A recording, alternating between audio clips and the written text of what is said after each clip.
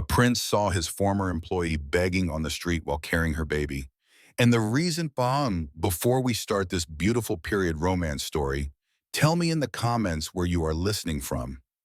I love knowing where you are hearing me from. The air scraped Isabella's throat every time she breathed. It wasn't just the cold, it was the effort of staying on her feet, of not shivering too much, of not letting exhaustion give her away more than necessary. She tightened the shawl around the baby. The child moved restlessly, and she pressed her cheek to his forehead to calm him. Shh, my love, shh, I'm here. The street was crowded, fast footsteps, carriage wheels, voices coming and going as if life were in a hurry. Some saw her and looked away. Others stared too long, as if her misery were brief entertainment. Isabella held out her hand, not too far, just enough. A small coin, please, God bless you. A woman dropped a copper without looking at her. A man passed without stopping. A child pulled his mother's sleeve and asked something, but the mother hurried him along, squeezing his arm. Isabella swallowed hard. She wasn't begging. She wasn't pleading. She said the same words like a sad job, as if repeating them didn't hurt so much. But it did hurt. Her pride hurt. Her chest hurt. That insistent memory of the clean palace floors and the hallways where she had walked with her head down and her heart quiet hurt. Now there were no hallways. There was the street and a baby who depended on her. The child let out a soft whimper. Isabella rocked him patiently. I promised you they wouldn't see you fall, she murmured, barely moving her lips. I promised you. A coin rolled near her skirt. She crouched carefully, holding the baby with one arm and picking up the copper with the other hand. In that gesture, she felt the weight of the world, the weight of the stairs, and the weight of her son. As she straightened up, she saw him. Not at first. First it was the shine of the carriage, the contained movement of the guards, the clean boots that didn't step in puddles. Then it was the man who stepped down in a dark coat, unhurried, as if the street belonged to him, even if he didn't know it. Isabella lost her breath, not from the cold, but from the face, from the way he looked, as if he had just discovered something that broke his chest. Prince Alejandro of Castile. Isabella felt an old, almost automatic impulse to lower her head. She did it for an instant, just an instant, as if her body remembered what her mind no longer wanted to obey. Then she squeezed the baby and looked up. Alejandro advanced 2 steps and stopped, as if afraid of scaring her. Isabella, he said. His voice didn't carry the distance of a title. It carried surprise. It carried guilt. Is it you? She breathed slowly. If she spoke too fast, her voice would tremble. If she took too long, it would break. Your Highness, she answered, and it hurt to say it. I didn't think that. What are you doing here? He asked, then corrected himself as if realizing how rude the tone was. Forgive me. No, I didn't mean to say it like that. Isabella almost let out a laugh, but it got stuck. Her hand was still outstretched, and that was what humiliated her the most. She wanted to pull it back, hide it, but the child's hunger appeared like a scolding. I'm working, she said dryly. Alejandro frowned, confused. This isn't work, he murmured. Isabella felt the heat of shame rise to her cheeks. Don't tell me what it is, she answered, without raising her voice. Don't tell me what it isn't. You haven't had to. She stopped. She wasn't going to cry. Not in front of him. Alejandro looked at the baby, and his expression changed. His gaze softened, but also tensed, as if something inside him had gone on alert. Is that your son? He asked carefully. Isabella hugged the child tighter, as if that question were an attempt to snatch something away. He's mine, she said, and I'm not going to give explanations in the street. Alejandro took another step, barely. Isabella, please, you don't have to be here. Come, let me help you. Isabella gritted her teeth. Help me, she repeated, and the word tasted bitter. Now he blinked as if he had received an invisible blow. I didn't know, he said immediately. You left. You disappeared. No one told me. Of course, she interrupted him. No one told you. No one tells your Highness anything, right?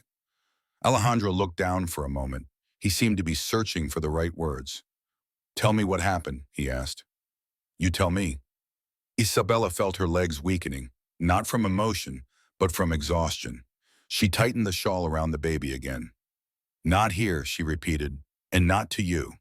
Alejandro looked around as if just noticing how many people might be listening. There weren't many. The street had its own noise, but the risk was different. Any familiar face, any loose tongue. He raised a hand, and one of his guards approached, attentive. Bring the carriage closer, Alejandro ordered in a low voice. Isabella opened her eyes wide. No, she said faster than she intended. No, I'm not getting into anything of yours. Alejandro stood still. Isabella, he said, and in his voice there was a difficult patience. The child is shivering. He's fine, she replied, though it wasn't true. The baby let out a weak sound like a small whimper. Isabella rocked him urgently, trying not to show her fear. Shh, shh. Alejandro tilted his head, trying to see the child's face. Isabella turned slightly to cover him. Why did you leave the palace? Alejandro insisted, and his voice was no longer just a question. It was a wound. Why didn't you say anything? Isabella felt the burning in her throat. She remembered closed doors. She remembered a small suitcase. She remembered hands gripping her arm, not with force but with authority. She remembered a voice saying, "You leave it today. You leave and you don't look back." She forced herself not to look at that place in her head. Because I left, she said. That should be enough. Alejandro clenched his jaw. It's not enough, he answered. Not when I see you like this. Then don't look, she snapped, and regretted it instantly, but it was already said. The prince stood motionless, as if the phrase had cut off his path. Isabella swallowed hard. She didn't want to hurt him. It wasn't that. It was the anger of having been invisible. The palace isn't a place for someone like me, she continued, her voice more controlled. In there, I was a name on a list, a shadow in a hallway. Here, at least I am. I am my son's mother. Alejandro looked up at her with something new in his eyes. You were more than that, he said firmly. You were the only one who didn't sell herself with smiles. Isabella felt a tug in her chest. She didn't want to hear sweet memories because they hurt more. Your Highness, she said, marking the distance, don't come saying pretty things to clear your conscience. He shuddered as if the word conscience weighed on him. I'm not here for that, Alejandro said. I'm here because... He stopped, looking for something that was true. Because seeing you like this makes no sense. It doesn't fit. You weren't careless. You weren't irresponsible. Isabella looked at him harshly. And what do you know about me? She asked without shouting, but with an edge. You saw me passing trays. You saw me opening doors. You saw me keeping quiet. That is knowing me. Alejandro opened his mouth and didn't answer. The baby moved again. Isabella felt the little body colder than it should be. Her stomach tightened. There was no time for pride. There was no time for a battle. An older gentleman approached, left a coin, and murmured, May God protect you. He left quickly, as if afraid to stay too long. Isabella picked up the coin without looking. Alejandro kept looking at the baby. How many months is he? He asked. Isabella hesitated. For a second, fear asked her to lie, but her voice came out on its own. Almost a year, she said, and as soon as she said it, her back tensed. Because the number had weight, it had a calendar, it had history. Alejandro blinked, calculating something unintentionally. Isabella felt the world getting narrower. No, she said immediately, as if she could erase what was said. Don't do the math. Don't you dare. Alejandro swallowed hard. Isabella, he said, and he seemed to want to touch her, but held back. I'm not going to hurt you. She let out a brief, bitter exhalation. Hurt, she repeated. No, you don't hurt. You just let others do it for you. The prince's face hardened for a moment, not with rage, but with pain. Tell me who, he asked in almost a whisper. Tell me. And what? She cut him off. You're going to order? You're going to punish? You're going to fix it like things are fixed in there? Alejandro remained silent. Isabella felt the gaze of a couple of people nearby, curious about the scene. A well-dressed man talking to a poor woman. That was dangerous. Rumors were born from less. Go away, Isabella said, lowering her voice. Please. If someone recognizes you, let them recognize me, Alejandro said. And there was a rare pride in his tone, not the pride of the crown, the pride of decision. I don't care. I do care, she replied quickly, because I'm the one who pays the price. Alejandro pressed his lips together, took a step to the side to shield her a little from the flow of people without touching her. Come with me, he insisted. Not to Almanda, not to the palace, to wherever you say, but not here. The child. Isabella felt the baby seeking her breast, and she couldn't give him what he wanted. There wasn't any. Her body was tired, the milk scarce, the pain constant. He's fine, she lied again. Alejandro looked at her as if he had heard the lie. He's not fine, he said with a gentleness that was maddening. Isabella, please. She clutched the shawl and sought courage where she had none left. She wanted to move, to get away through the crowd, to disappear again. But the street was full and the baby felt heavy. She realized something. If she ran, he could follow her. If she screamed, the scene would grow. If she ignored him, he wasn't going to leave. Isabella swallowed hard and made a decision that wasn't pride or surrender. It was survival. Don't touch me, she said, and her voice barely cracked. Don't follow me. Don't say my name. Alejandro raised his hands as if she were a frightened animal.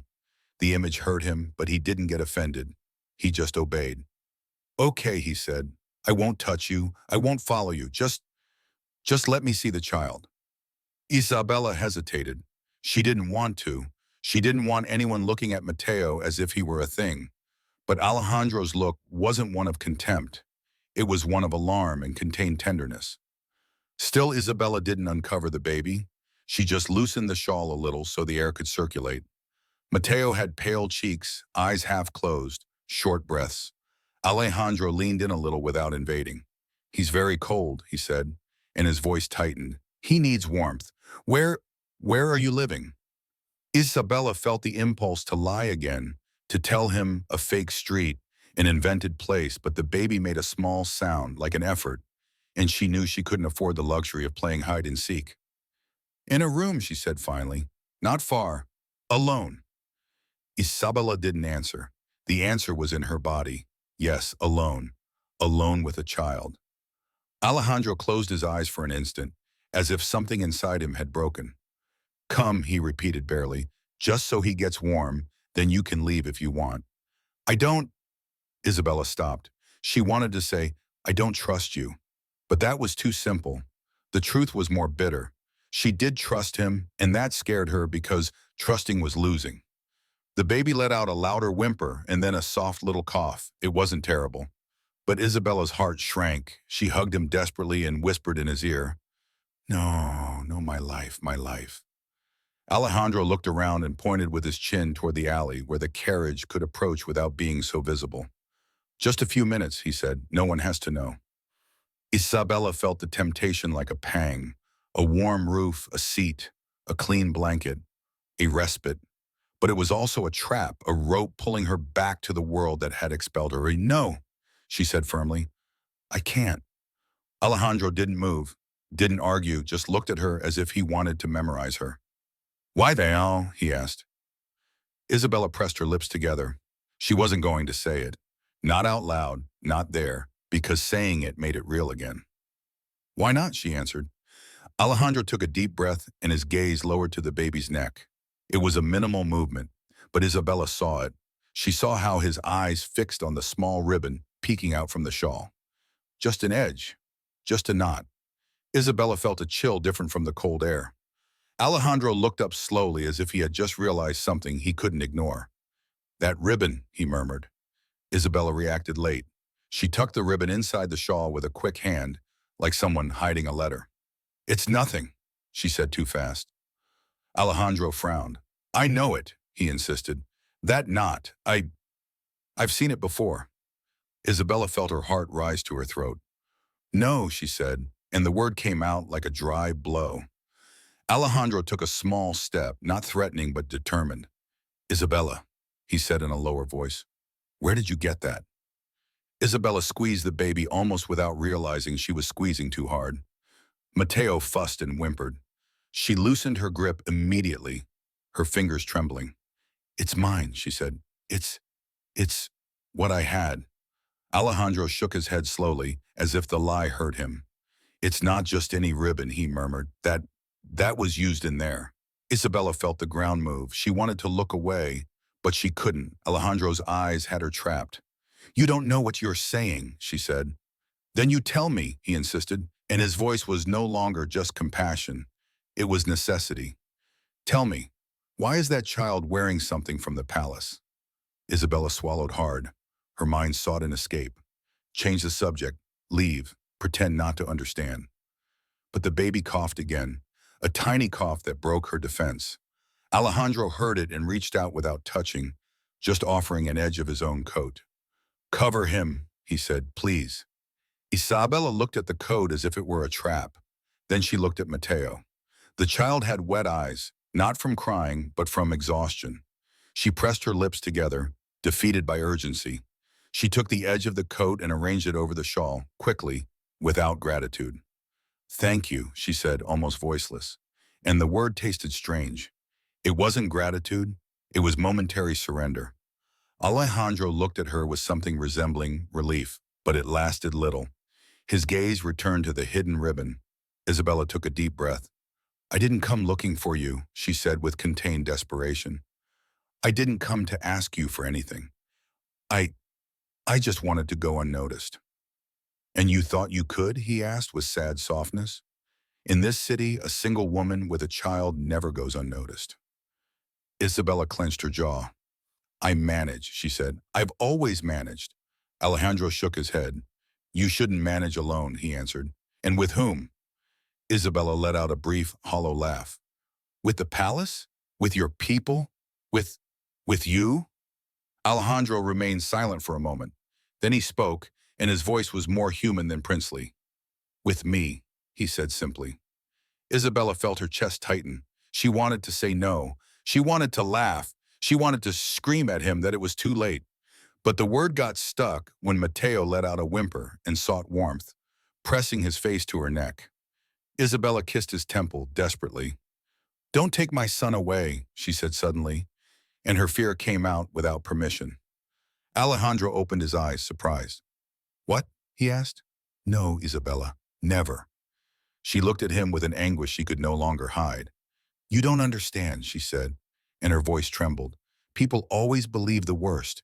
If they see you close, if they see you talking to me, if they think that child—" She didn't finish the sentence. She didn't dare. Alejandro took a deep breath. His gaze traveled over her face as if reading things she wasn't saying. "What did they do to you?" he asked barely. Isabella pressed her lips together. Tears stung behind her eyes but didn't fall. "There's nothing," she lied. Alejandro looked at her for a long moment. "I don't believe you," he said. Isabella swallowed hard. She held on to the only thing she could. Dignity. "Believe me or not," she said. "It doesn't matter. I'm not going back." "To where?" asked Alejandro. And that question was an unintentional trap. "Where are you not going back to?" Isabella closed her eyes for a second. "To the palace," she said. Alejandro nodded as if he had expected it. "Okay," he said. "Then not to the palace, but to a place where you can warm the child. Let me do it for him, if not for you." Isabella looked at him, and in that instant, she saw something she hadn't wanted to see. Alejandro was as pale as she was, not from hunger but from guilt, from fear, as if he were holding up a wall that was coming down on him. Isabella felt a small hatred, not toward him, but toward fate, toward life, toward the world that made women ask permission to breathe. "Why now?" she asked softer, almost unintentionally. "Why look at me now?" Alejandro swallowed hard. "Because I saw you today," he said, "and I can't pretend I didn't." Isabella clutched the shawl, looked to the side, saw the faces passing by, saw the movement, saw the noise, and felt the weight of her son. A part of her, the one that still remembered the hallways, wanted to run. Another part, the one that had already learned the street, knew that fleeing doesn't always save you. Sometimes it just prolongs the hunger. Isabella took a deep breath and took a step back as if to leave. Alejandro didn't follow her, he just looked at her, waiting. She heard the sound of the carriage approaching the discreet alley. "No," she said again, but the word was no longer firm. It was an attempt. Alejandro spoke slowly, as if every syllable were a promise. Just a few minutes, he said, just so he's okay. Isabella felt her knees trembling, not from fear, but from exhaustion. She leaned for a second on the wall of a closed shop. Alejandro took a quick step, but stopped before touching her. Are you going to fall? He asked. I'm fine, said Isabella, but her voice betrayed her. Mateo let out another whimper. She cooed to him urgently. Shh, shh, here. Alejandro looked at the ribbon again, and his face hardened with an incomplete certainty. Isabella, he said suddenly in a low voice, urgent. I don't care what they think. I don't care about the rumor. But I need to know. Isabella looked at him with tired eyes and felt the world reduced to that instant. Alejandro took the final step, not toward her, but toward the truth. Isabella, that child, tell me the truth. Why is he wearing something from the palace? Isabella felt her heart beating against her ribs. The ribbon, hidden under the shawl, suddenly weighed as if it were made of metal. I don't know what you're talking about, she said, and the lie came out clumsy. Alejandro didn't move. He just looked at her as if he had already seen that same lie before, in other mouths, in other drawing rooms. Yes, you know, he replied, almost voiceless. That knot, Isabella. I recognized it. Then don't recognize it, she snapped with a threat of desperation.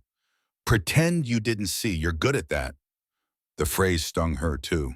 She wanted to swallow it, but Alejandro didn't react with anger. His gaze just hardened as if accepting the blow. No, not today, he said. Today I can't. Mateo complained again and pressed his face to Isabella's neck. She squeezed him, feeling the small tremor of his body. Go away, she insisted lower. Please, if you really want to do something, go away. Alejandro looked at the child and then returned to her face. Is he telling you to go? He asked, pointing with his chin to the baby, as if trying to coax a smile out of her. He didn't succeed. Because if it's like that, I listen. But I don't think so. Isabella pressed her lips together. Don't play, she said. It's not the time. Then tell me the truth, he asked, even just a part. Isabella felt the impulse to scream at him that the truth didn't fit in a street, that the truth wasn't told with carriages nearby and guards watching, that the truth once spoken could no longer return to silence. Not here, she repeated, not in the street. Alejandro nodded quickly as if that were the first sensible thing she had said since he saw her. Good, he said.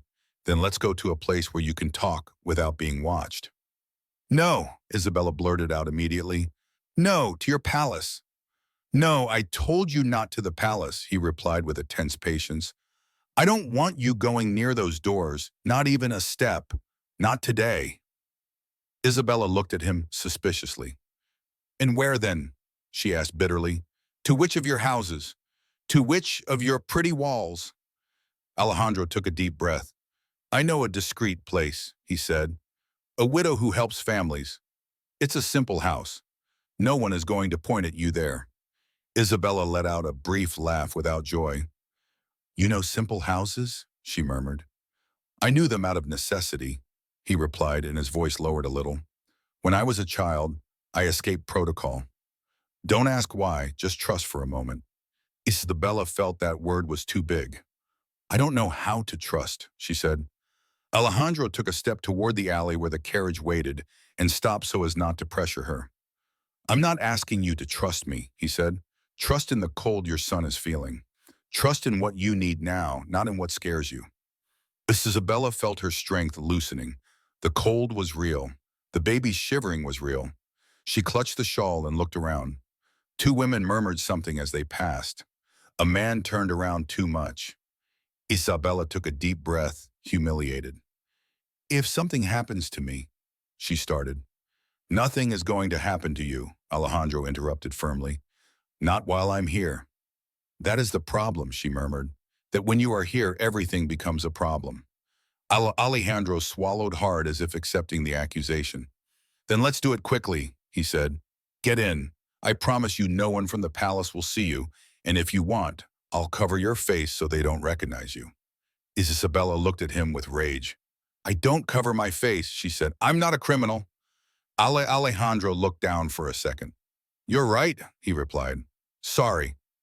Matteo let out a small cough. Again. Isabella felt a prick of fear and didn't argue anymore.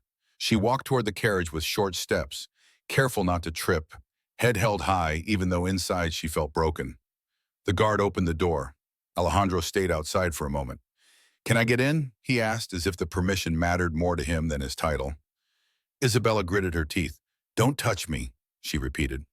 I won't, brah, he promised, and got in after, staying on the opposite end, as if distance were a form of respect. The carriage moved forward. Isabella looked at her cracked hands with the coins still sweaty in her palm. She felt ridiculous. She felt seen. She felt trapped. Alejandro observed the baby, but without invading, as if afraid that a strong look would hurt him. What's his name? He asked finally. Isabella took a second. Matteo, she answered. Alejandro repeated the name quietly as if testing it. Matteo, he said. It's nice. Isabella didn't answer. She arranged the shawl, covering him more. Is he sick? He asked. He's tired, she said dryly. Like me. Alejandro nodded without arguing. The carriage stopped on a less noisy street. It wasn't elegant, it wasn't miserable. It was common. Isabella noticed it, and it hurt to admit that it relaxed her a little. Alejandro got out first and held his hand out toward the door, not toward her. I'm getting out first, he explained. You get out when you're ready. No one will see you from the street.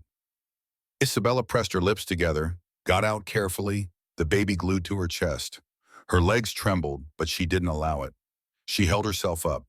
A woman opened the door before they knocked. She had her hair tied back, a serious face, and hands clean from constant work. Highness, she said with a small curtsy, without exaggeration. No need, replied Alejandro.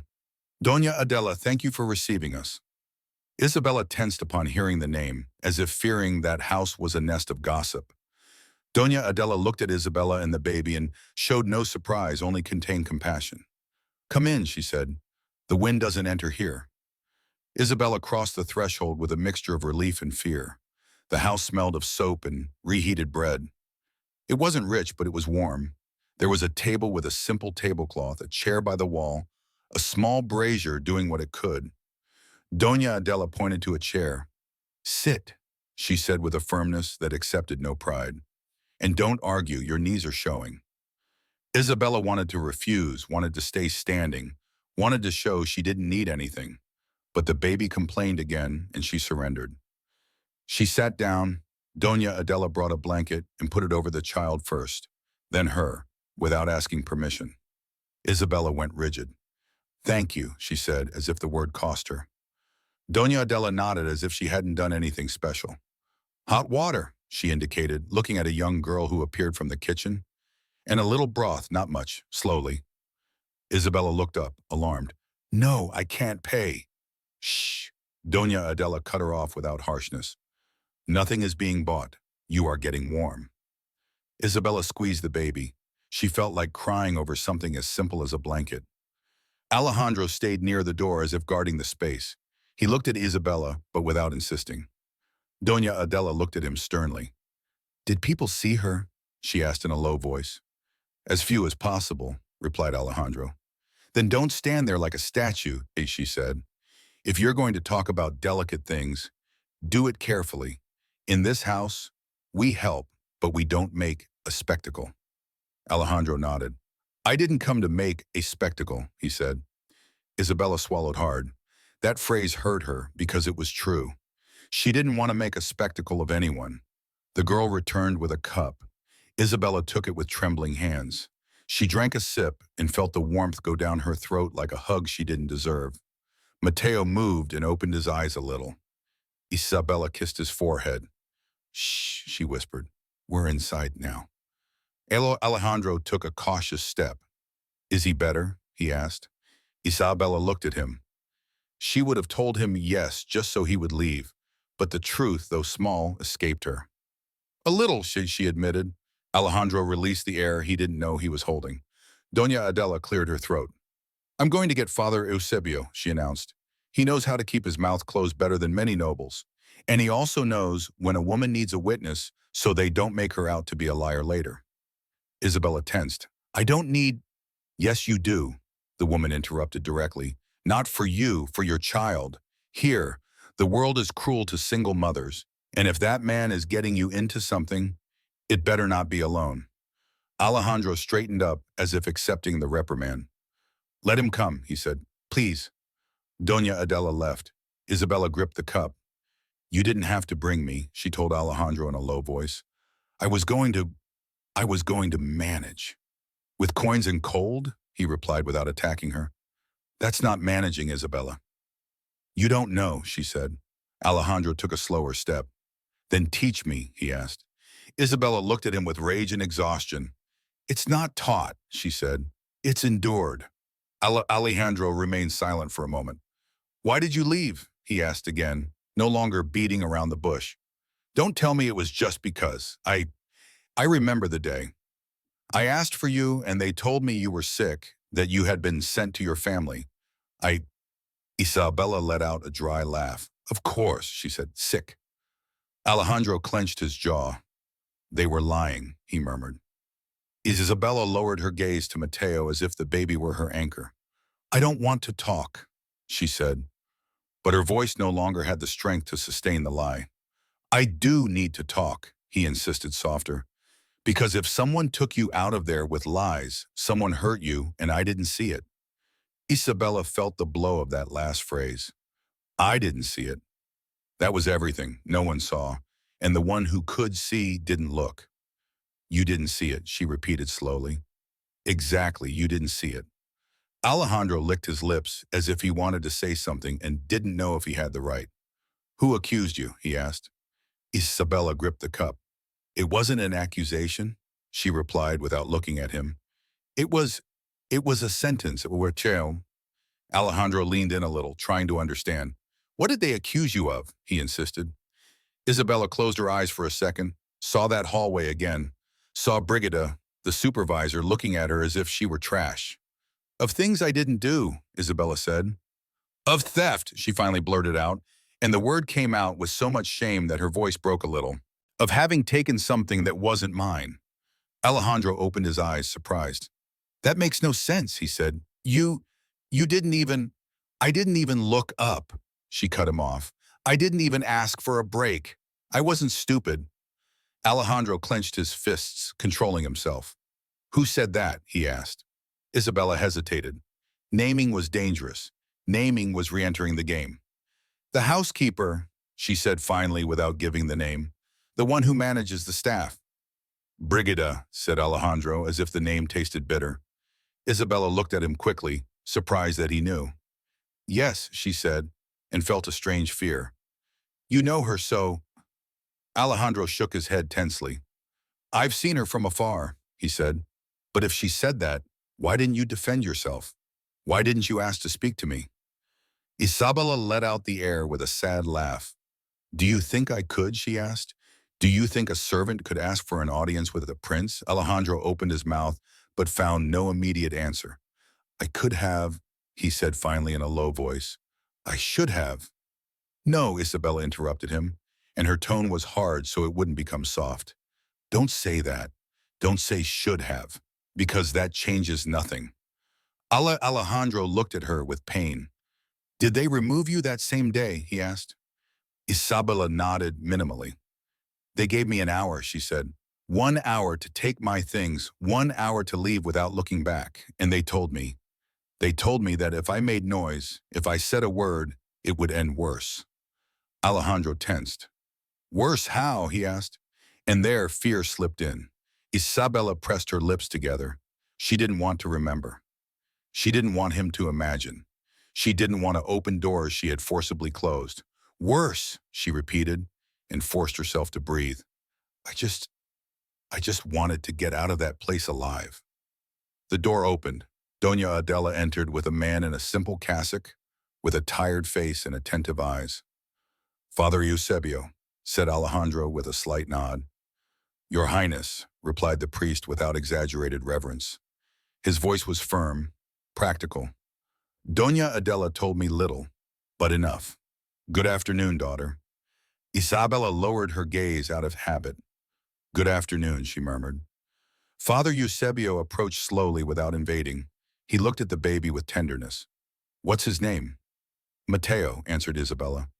"God keep him," said the father, and then looked at Isabella. "No one here is going to drag words out of you, but if you decide to speak, you will be heard with respect. Understood?" Isabella nodded without trusting, but silently grateful that someone said that phrase. Alejandro cleared his throat. "Father," and he said, "I need to understand why Isabella left the palace and why she is on the street with a child." The priest looked at him calmly. "Start by asking yourself something, Highness," he replied. "Do you want to understand to help her, or to clear your name?" Alejandro didn't get offended. He looked down. "To help her," he said, and the phrase came out sincere. "And the child?" Isabella let out a small laugh. "And that's not the same as your name," she murmured. Alejandro looked at her, hurt. "No," he said, "it shouldn't be." Father Eusebio raised a hand. "Good," he said. "Then let's speak carefully. Isabella, daughter, you were accused of theft." Isabella clutched Mateo's blanket. "Yes," she said barely. "And were there witnesses?" asked the father. Isabella swallowed hard. "Only palace people," she replied. "Their word against mine." Alejandro clenched his jaw. "What did they say you stole?" he asked. Isabella hesitated for a second, her eyes fixed on the wall as if the exit were there. "A ribbon," she said, and the word came out dry. "A ribbon that supposedly belonged to a garment of the house." Alejandro tensed immediately and looked at the baby's shawl as if the hidden ribbon were screaming. Isabella noticed and her stomach shrank. "It wasn't theft," she hurried to say. "It wasn't like they said. I found it. It was already loose. I kept it to return it." "And why didn't you return it?" asked the father softly. Isabella remained silent. That question was the edge. Alejandro spoke before she answered. "Because they didn't let her?" he said as if guessing. "Because the accusation was already ready." Isabella looked at him quickly. Her face asked for a denial, but her silence confirmed it. Father Eusebio nodded slowly. "That happens," he said.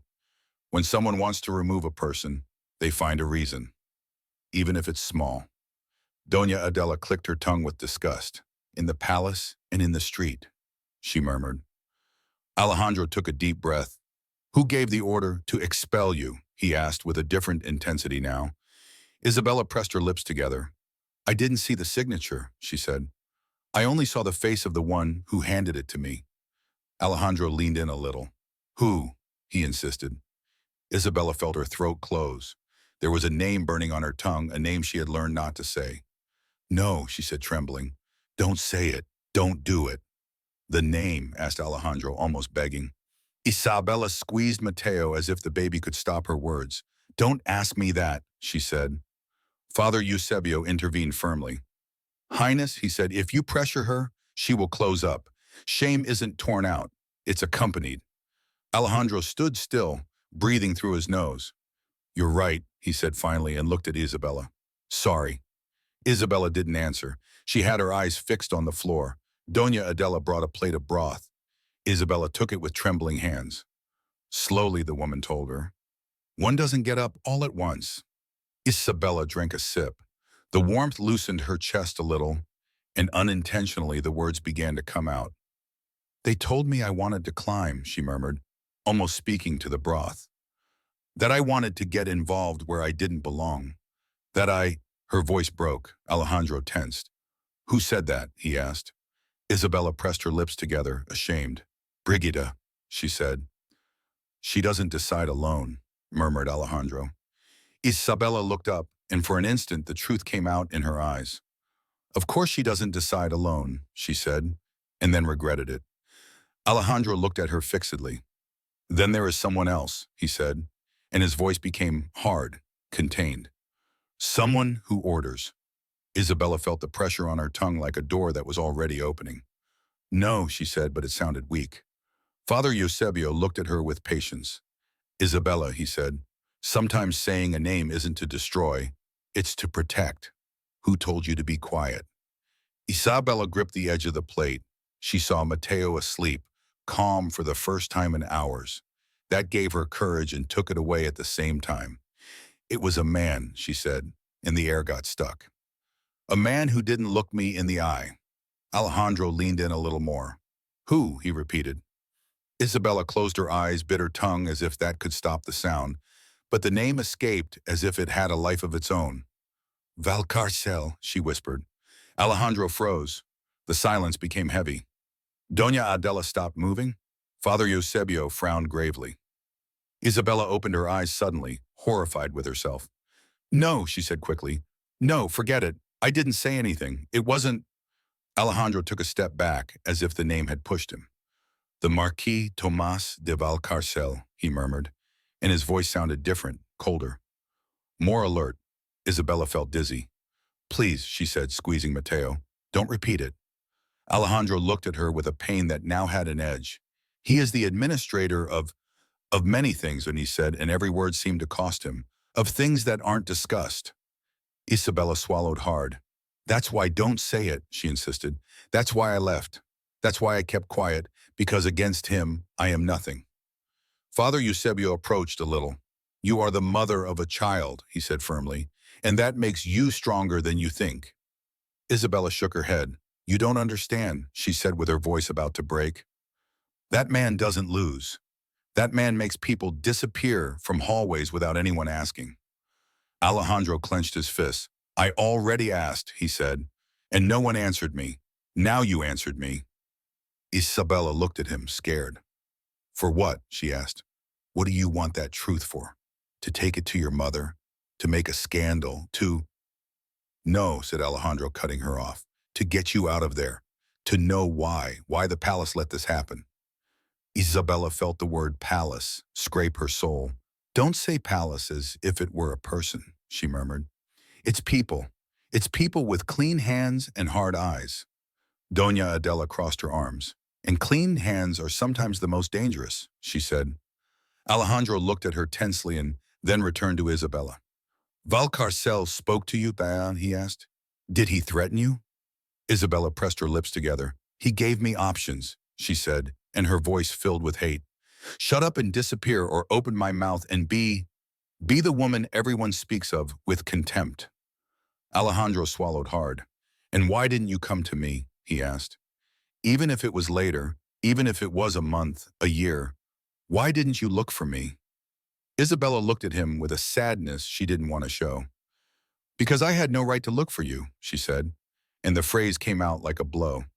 And because when a single woman tries to approach a prince, no one thinks of justice. They think of interest. They think of the worst. Alejandro looked down. I would have listened, he said. Isabella let out a small laugh. That's what you say now, she murmured. Father Eusebio looked at Alejandro and his voice became practical. Highness, he said, if you are going to help, do it with discreet steps. Isabella's pride is wounded, but what sustains her is the child. Don't make her feel bought. Alejandro nodded.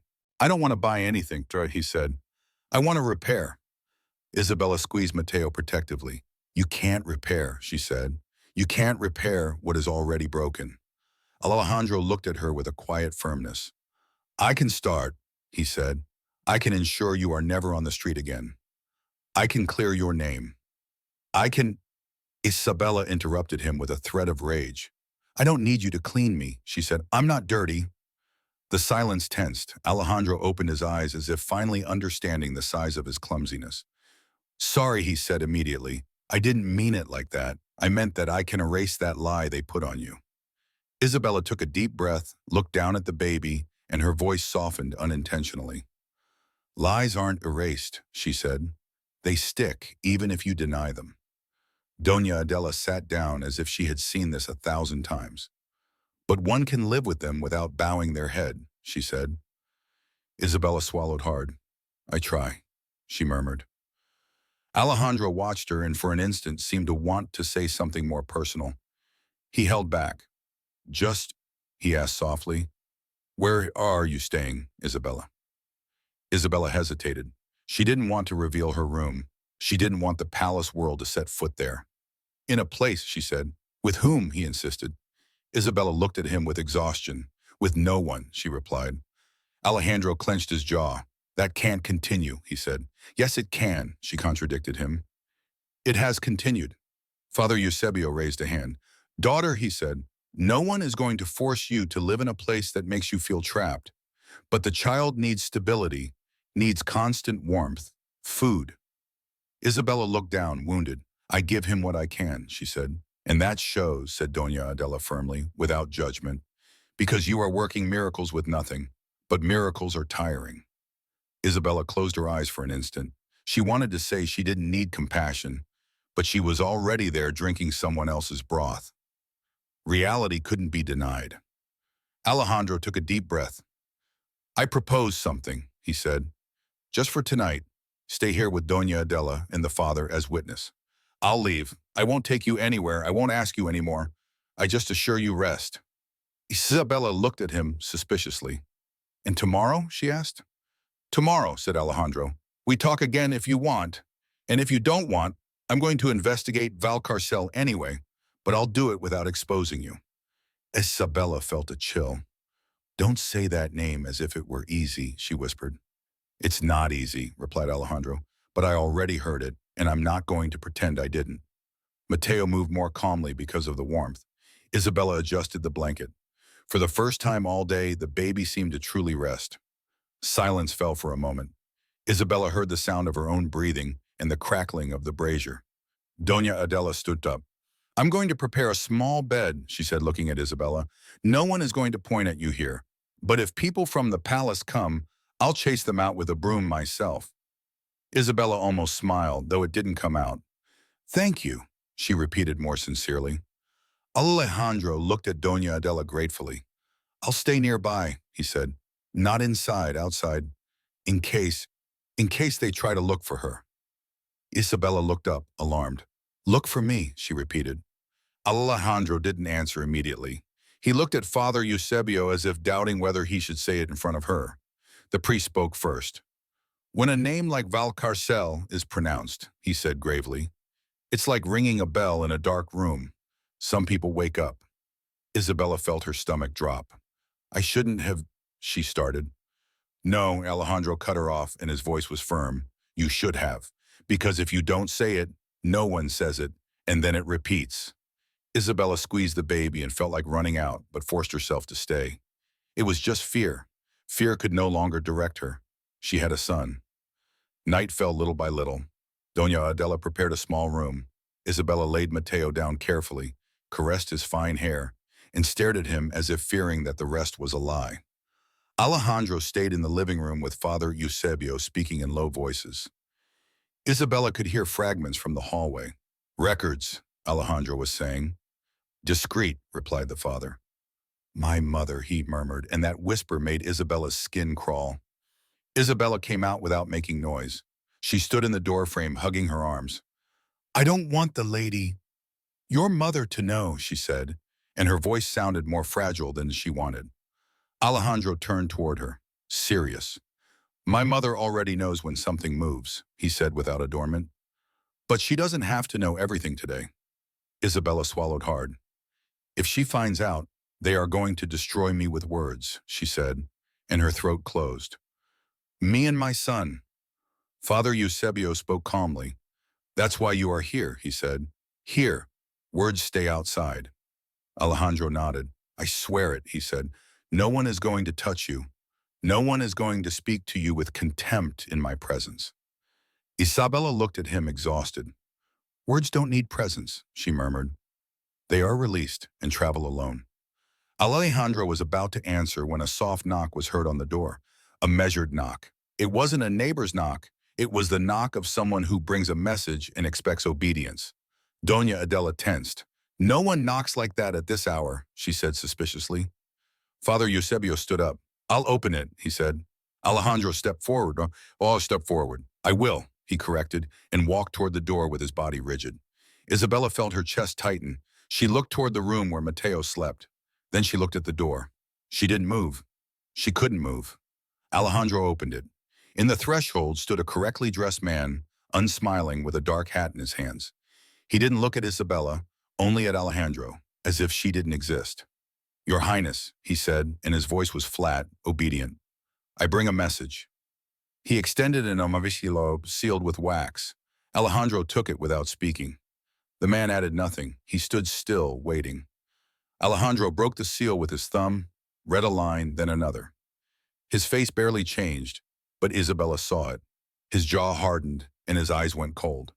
Doña Adela approached, ready to close the door if necessary. Father Eusebio stayed behind observing. Isabella took a step unintentionally and her voice came out in a whisper. "What does it say?" she asked. Alejandro looked up at her, looked at her for a long second, as if measuring how much he could say without scaring her more. Then in a low voice he read the essential part aloud, as if those words deserved to be faced head-on. "Your Highness must withdraw from this matter. The reputation of the House of Castile admits no shadows." Isabella felt her stomach sink. That envelope didn't bring ink, it brought a chain. "Who sent it?" she asked, though she already knew. Alejandro folded the paper carefully, as if he didn't want the words to keep breathing. "My mother," he said bluntly. Doña Adela let out a snort. "Reputation," she murmured, as if it were bread for children. The messenger remained at the door stiff, waiting for Alejandro to say something he could repeat. Alejandro looked at him without blinking. "Tell whoever sent you," he said calmly, "that this matter is under my care." The man hesitated. "Your Highness, I must bring an exact answer." "That is it," replied Alejandro. Go. The messenger lowered his head, turned around, and left. Doña Adela closed the door firmly. She leaned on it for a second, as if the wood also had to withstand the blow. Isabella pressed her arms against her chest. "They already saw us," she whispered. "They already know." Alejandro walked toward her slowly and stopped at a prudent distance. "I told you," he murmured. "My mother finds out about everything that moves near me." "Then it's over," said Isabella, and her voice broke. "I should have kept quiet. I should have stayed on the street." Father Eusebio spoke firmly. "Don't say that," he asked her. "Here your son is warm, and that is already worth something." "And tomorrow," insisted Isabella, looking toward the room where Mateo slept. "Tomorrow people talk. Tomorrow someone asks. Tomorrow—" Alejandro clenched his jaw. "Tomorrow you won't be alone," he said. Isabella let out a brief, bitter laugh. "You don't understand what it is to be alone," she said. Alejandro remained silent for an instant. "Maybe not," he accepted. "But I do understand what it is to fail, and I already failed once." Doña Adela crossed her arms. "And what do you plan to do, Highness?" she asked. "Because if you stay only in pretty promises, you're going to put her in a deeper hole." Alejandro nodded. "I don't come to promise for the sake of promising," he said. "I come to act without putting her on display." Father Eusebio raised an eyebrow. "How?" he asked. Alejandro looked at the folded paper in his hand. "First, I'm not taking her to the palace," and he said. "Second, tomorrow I search records. Whatever there is, wherever it is, if someone signed her expulsion, there is a trace. If someone paid something, there is a trace. And if Valcarcel got involved, that too." Isabella shuddered upon hearing the surname. "Don't say it," she murmured.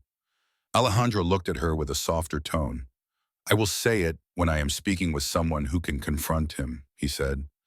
"I'm here, not in front of you if it hurts." Isabella pressed her lips together. "It hurts because it's danger," she said, "not because I'm embarrassed." Doña Adela pointed to the envelope. "And his mother already got involved," she said. "That's no small thing." Alejandro put the paper inside his coat. "That's why everything will be discreet," he replied. Isabella looked at him with eyes full of a fear she didn't want to show. "Discreet doesn't mean safe," she said. Alejandro nodded as if that phrase were a truth he owed her. "No," he accepted, "but it means I'm not going to throw you to the wolves." Father Eusebio coughed softly. "Without exaggerations," he said, and looked at Isabella. "Here we are not going to talk about wolves. We are going to talk about people who murmur. That is what hurts, and that we can contain with care." Isabella took a deep breath. The priest's calm didn't erase the fear, but it lowered the volume. Doña Adela touched Isabella's shoulder with just the tips of her fingers. "Go with your child," she told her. "Sleep. If you don't sleep, you won't think. And if you don't think, the world thinks for you." Isabella hesitated but obeyed. She walked to the room and sat next to Mateo. She looked at him, listening to his calmer breathing. She allowed herself a sigh. A while later, she heard soft footsteps. Alejandro peeked into the doorway without entering. "Is he asleep?" he asked in a low voice. "Yes," answered Isabella, careful not to wake the baby. Alejandro stood still, as if he didn't know how to stand in that place without invading. "Isabella," he said finally, "tomorrow I'm going to need you to answer something for me." She looked at him with exhaustion. "Again," she murmured. "Not about the ribbon," he said quickly. "Not about that. I swear no." Isabella gripped the edge of the blanket. "Then what?" Alejandro breathed slowly. "I want you to tell me if you have somewhere to go," he said. "A place where they won't look for you, a friend, something." Isabella let out a small laugh. "Job," she repeated. "I worked my whole life." "I don't mean that," said Alejandro. "I mean something that sustains you now. Here you can stay, but I don't want you to depend on my shadow." Isabella looked at him suspiciously. "And on whose?" she asked. Alejandro looked down. "On yours," he replied. "On your effort. I just placed the bridge." Isabella remained silent. That phrase moved something in her she didn't want to acknowledge, that he wasn't treating her like an object. But the fear remained. "Tito, you don't know how to build bridges without charging," she murmured. Alejandro looked up. "I will learn," he said. Isabella swallowed hard. "Sleep, you too," she said curtly to not continue. "Tomorrow is long." Alejandro nodded. "Sleep," he repeated as if ordering himself. He walked away without saying more. The night passed in fits and starts. Isabella woke up several times with her heart racing, thinking she heard footsteps at the door, but it was just the creaking house and the air outside. At dawn, Doña Adela served her a piece of bread and a little watered-down milk. "Slowly," she told her again. "Don't choke with haste." Isabella ate with shame, but she ate. Alejandro was already standing, ready, as if he hadn't slept at all. He wore his coat tightly closed and a decision in his gaze. "Captain Rivas is on his way," he told Father Eusebio. "He won't come in. He'll just wait for me outside." Doña Adela frowned. "And you are going out?" she asked. "Yes," said Alejandro, before the house fills with eyes. Isabella felt her pulse accelerate. "And what about me?" she asked without wanting to sound desperate. Alejandro looked at her seriously. "You stay here today," he said. "Doña Adela looks after you, the father too." Isabella clenched her jaw. "I'm not a package," she said. Alejandro nodded, accepting the blow. He didn't answer. "You are a mother with a child, and I'm not going to expose you to the street today." Isabella looked toward Mateo, asleep again. "I have to get something," she murmured. "I can't sit while you do prince things." Alejandro inhaled as if that phrase hurt him inside. "I understand you," he said, "and that's why today I'm going to find you an opportunity that doesn't depend on me. Not charity, work." Isabella looked at him suspiciously. "And how are you going to do that?" "Asking," he said, "like I didn't ask before." Doña Adela intervened. "I know a seamstress," she said, looking at Isabella. "A decent woman. Her name is Clara. She does alterations for shops, doesn't ask too much, pays fairly. If you sew, you can start there." Isabella froze upon hearing the name. "Clara," she repeated. "Clara Romero." Doña Adela nodded. "The very same," she said. Isabella felt a strange pang, like a thread pulling her from the past. "I knew her," she murmured. "Then better," said Doña Adela. "I'll send word." Isabella looked down, swallowing hard. "She won't want to see me," she said. "People don't want problems." "Clara isn't people," replied Doña Adela. "Clara has character." Alejandro turned toward the door. "I'll be back before dark," he said. "And if anyone comes asking for you, don't open, don't answer." Father Eusebio nodded. "This house owes answers to no one," said Alejandro. He looked at Isabella.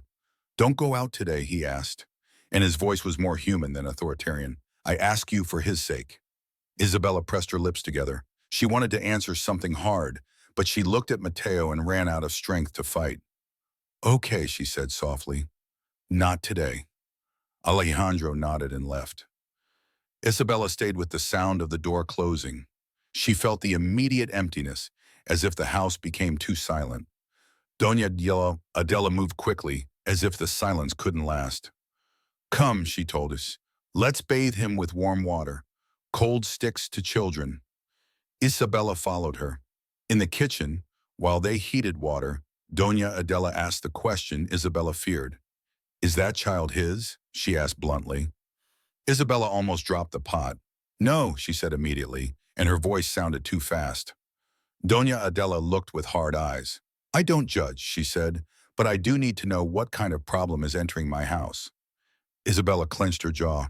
My son is my son, she said. He's not a problem. Doña Adela sighed. For you, no, she conceded. For others, yes. And if the prince already received a letter, it means someone in there is already restless. That always turns into gossip. Isabella looked down. That's why I shouldn't have said anything, she murmured. Doña Adela softened, just barely. You said a name, she said. That's not nothing. That is a key. Now it depends on how it's used. Isabella kept silent. A couple of hours later, there was a knock on the door. This time, it wasn't a measured knock. It was fast, nervous. Doña Adela wiped her hands and looked at Isabella. Stay, she ordered her and went to open. Isabella peeked from the hallway with Mateo in her arms. A young woman entered hurriedly with a basket of fabrics hanging from her arm. She had her hair tied back and hands marked by work. As soon as she saw Isabella, her eyes widened. Isabella, she said as if the name tasted old to her. Isabella felt a lump in her throat. Clara, she replied barely. Clara looked her up and down, not with contempt, with surprise and some anger. Where did you hide? She blurted out. I went looking for you. I went to the palace. They told me you had left for being dishonest. Isabella closed her eyes for a second. They told you that, she repeated as if the phrase scraped her. Clara took another step looking at the baby. And this? She asked. Isabella clutched the shawl. It's Mateo, she said, my son. Clara took a second to react, then she lowered her voice, as if understanding it wasn't a matter for curiosity. He's beautiful, she said, and it didn't sound like an empty phrase, it sounded like truth. Isabella felt her eyes moisten. She forced herself to swallow. I didn't come to ask you for anything, she said immediately. Doña Adela told me. I didn't know she was going to call you. Clara raised her hand. I didn't come for you to explain your whole life in a minute, she said. I came because Doña Adela told me you were here and needed work. Isabella looked up suspiciously. I work, she said defensively. Clara let out a brief laugh. Yes, I see, she said with a hardness that wasn't cruelty, it was indignation. But I mean real work, with pay, with hands on fabric. You were good. Isabella looked down. Was, she murmured. Are, corrected Clara. You're just tired. Doña Adela crossed her arms, satisfied. I told her, she murmured. Clara looked at Isabella with a furrowed brow. Can you go today, Bahawa? She asked. No, to the shop, not to my workshop. It's at my house. No one will be watching you. You do hems, alterations, simple things. I pay you by the piece. If you are fast, you make enough to eat. Isabella felt her heart jump. Work. Without palace, without carriage, without alms. I have the child, she said, and the phrase came out like an apology. Clara looked at Mateo. Does he cry a lot? She asked. When he's cold, answered Isabella. Clara nodded. In my house, there is a brazier, she said, and my sister can lend a hand for a while. I'm not going to charge you for it, but don't get proud on me. If you want to work, you have to solve things. Isabella pressed her lips together. Pride fought her. Then she looked at her son. Okay, she said finally, and the yes trembled. Clara adjusted the basket. Then let's go before you regret it, she said. Doña Adela frowned. Carefully, she warned her. No main streets. Clara nodded. I know how to move, she replied. Isabella took a deep breath. She hadn't promised Alejandro to go out, but this was different. It wasn't the street to beg, it was going to earn. They left through a quiet street. Clara walked fast, looking sideways like someone avoiding curious onlookers. Isabella followed her with Mateo glued to her chest. I thought you were dead, Clara blurted out suddenly without looking at her. Isabella swallowed hard. Almost, she replied. Clara tightened her mouth. Did they fire you? She asked. Isabella looked ahead. They removed me, she corrected. Clara let out a sound of anger. I knew, she said. I knew there was something strange. No one leaves like that without saying goodbye. Isabella clutched the shawl. I couldn't, she murmured. Clara didn't insist, just walked. They arrived at a modest house. Clara opened it and got them inside quickly. Inside, a woman older than Clara looked at them with curiosity. Aunt, said Clara, this is Isabella. Don't ask, she needs to sew. The woman raised her eyebrows. As long as she sews well and doesn't bring me trouble. Does she sew? She said without malice. Just practice. Isabella nodded. I don't bring trouble, she murmured. Even if fate mocked her. Clara took her to a table with fabrics. Here, she said. Start with these hems. Small stitch, clean, like you knew. Isabella took the needle. Her fingers trembled at first. Then passing the thread through the fabric, something settled inside her. Her body remembered, her hands knew. Clara stood watching her for a second. You're still you, she murmured. Isabella didn't answer. She didn't want to cry on the fabric. A while passed. Matteo slept in a basket with a blanket. Isabella sewed with her eyes fixed. Suddenly a voice was heard outside, in the street. A known voice, loud, with that way of speaking that seems like an order, even if it doesn't shout. Clara peeked out the window and frowned. What's wrong? Asked Isabella, feeling the blow in her chest. Clara closed the curtain immediately. Calm down, she said, but her voice was no longer calm. It's a man from the neighborhood. He's saying he's looking for a woman with a baby who apparently was near a carriage yesterday. Isabella froze. How does he know? She whispered. Clara looked at her alarmed. Yesterday you were with a carriage? She asked. Isabella gripped the needle tightly. It was so my son wouldn't die of cold, she said, and she bit her tongue because the phrase sounded too dramatic. Nothing else happened. Clara let air out through her nose. Well, you see, she murmured, nothing happens, but people talk. Clara's aunt peeked into the hallway. Are those asking from the police? She asked uneasily. Clara shook her head. No, she said. They are the kind who think they are important. Isabella clutched Matteo's shawl instinctively. I don't want problems, she said with an urgent low voice. I'm leaving. Clara stopped her with a hand on her arm without squeezing. If you run away, you confirm what they are inventing, she said. Stay here. No one enters to give orders. Isabella looked at her trembling. And if they knock? Clara pressed her lips together. I'll open, she said. I'll answer. Isabella swallowed hard, went back to the needle, but now the stitch came out crooked. I didn't want anyone to see me, she murmured. Clara lowered her voice. Isabella, she said, the only way for them not to see you is for the world to go blind, and that's not going to happen. What can happen is that you learn to hold their gaze. Isabella swallowed hard and nodded, even though she didn't feel capable. By mid-afternoon, Alejandro returned to Doña Nadella's house. He entered with a tense face and eyes lit with exhaustion. Captain Rivas waited for him in the living room, discreet, without flashy uniforms. The first record is gone, said Rivas as soon as he saw him. Someone moved it. Alejandro clenched his jaw. Which one? He asked. The service exit book, replied Rivas. Pages are missing. Alejandro let out a slow breath, controlling himself.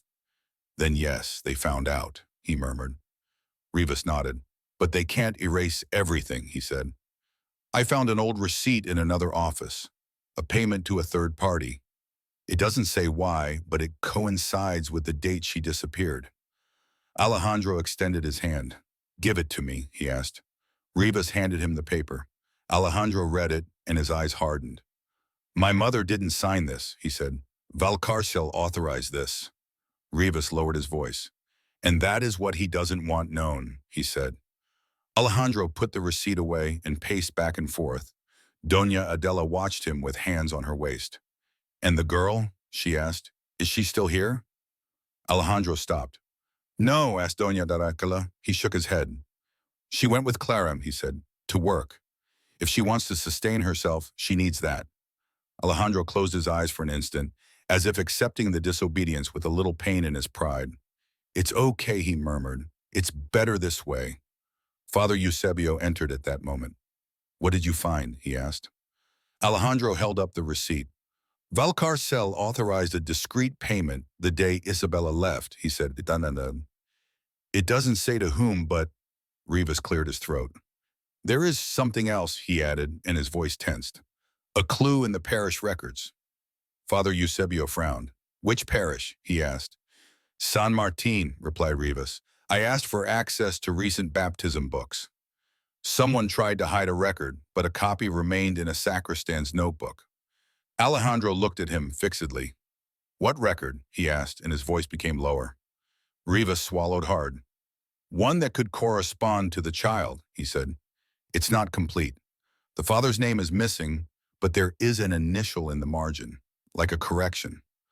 Alejandro felt his mouth go dry. What initial? He asked. Rivas took out a folded paper, put it on the table as if it weighed. Alejandro opened it with firm fingers, read, and the blood drained from his face. In the margin next to the child's name was a brief note. ADC. Alejandro kept looking at those letters as if they were a stain that wouldn't come off. AC. Rivas said nothing. Doña Adela neither.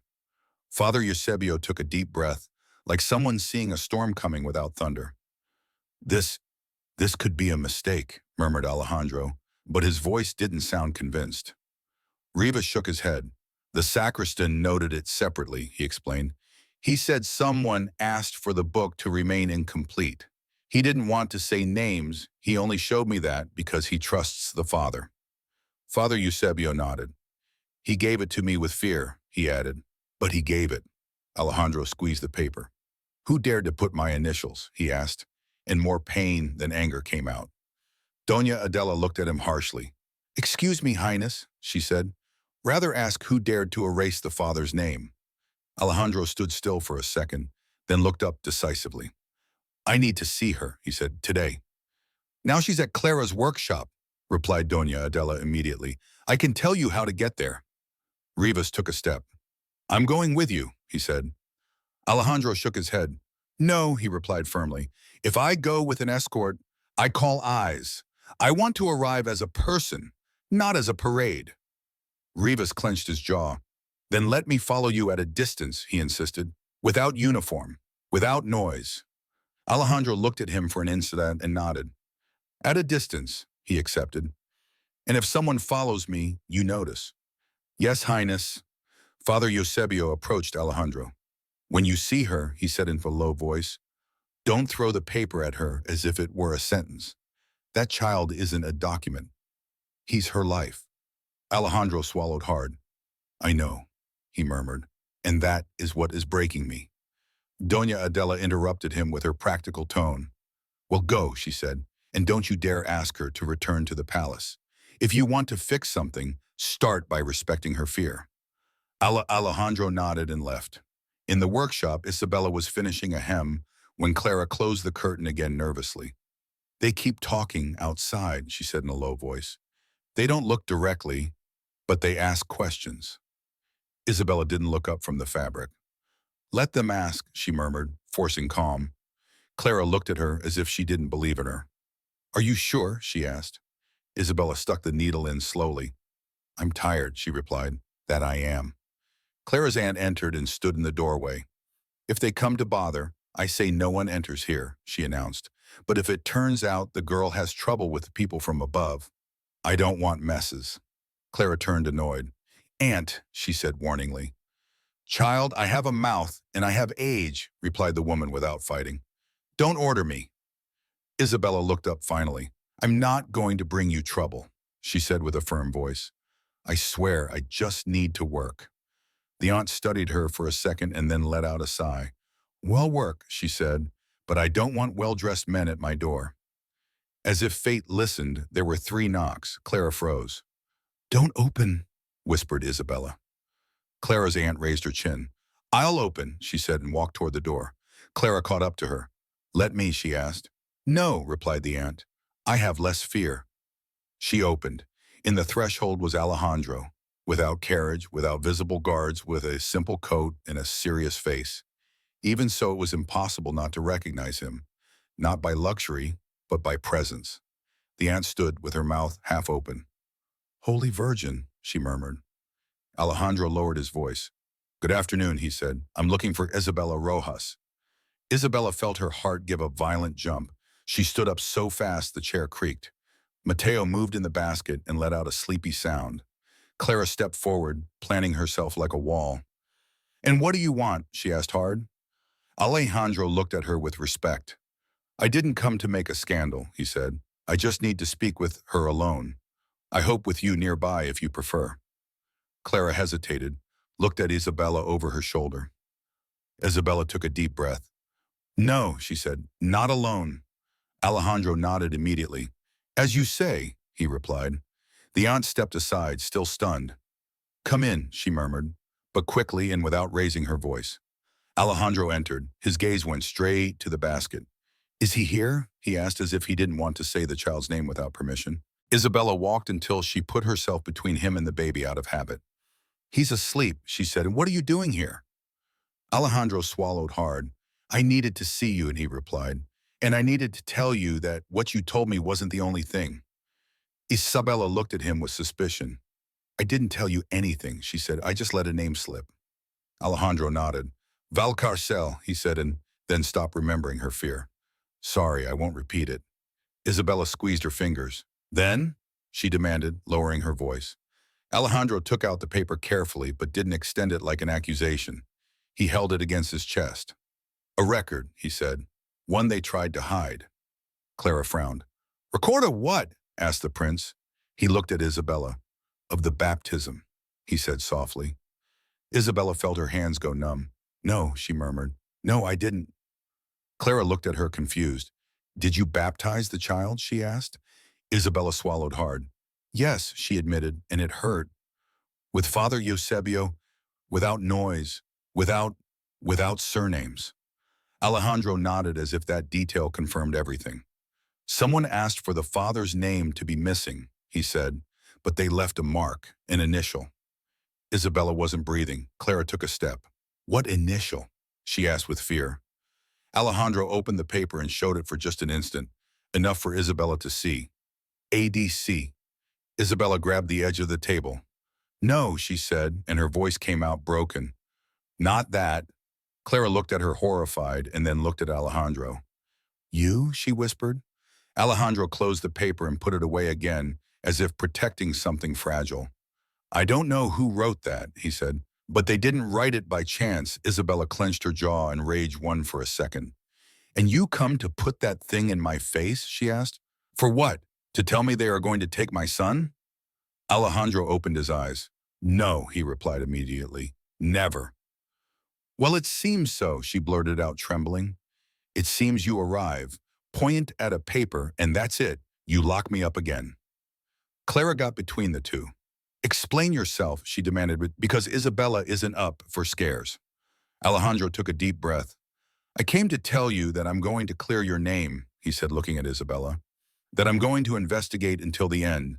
That if someone expelled you with lies, I'm going to bring it to light." Isabella mocked with a short laugh. "To light," she repeated. "Light burns. I was burned with rumors. You want to burn my son too?" Alejandro shook his head. "No," he said in a low voice. "I want to protect him and protect you." Isabella looked at him with hard eyes. "I protect myself," she said. Alejandro nodded as if accepting her pride.